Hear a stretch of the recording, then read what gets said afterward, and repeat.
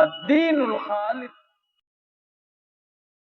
محترم جناب پرنسپل صاحب، اساتذہ اکرام، جملہ طلباء عزیز، السلام علیکم ورحمۃ اللہ وبرکاتہ۔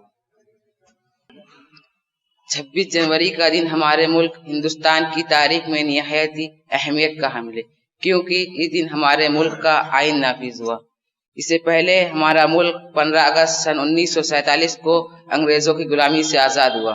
اگرچہ 15 اگست سن 1947 کو ہندوستان آزاد ہو گیا، لیکن 26 جنوری 1950 کو آزاد جمہوری ملک بن گیا۔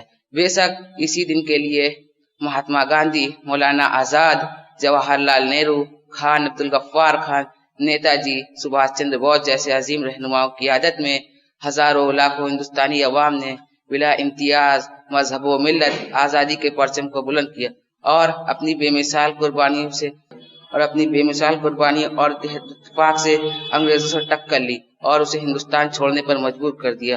جمہوریت کی بنیاد وہ آئین ہے جو ملک کی روح ہے، جس نے ایک ایک شہری کو برابر کا حق عطا کیا۔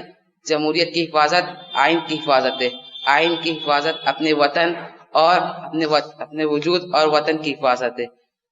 یہ یقین ملک کے ہر شہری کے اندر ہونا چاہیے تاکہ ہر خاص و عام ان کے تئیں خود کو ذمہ دار محسوس کرے۔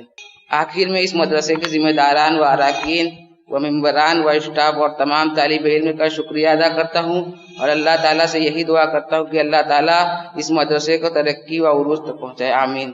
السلام۔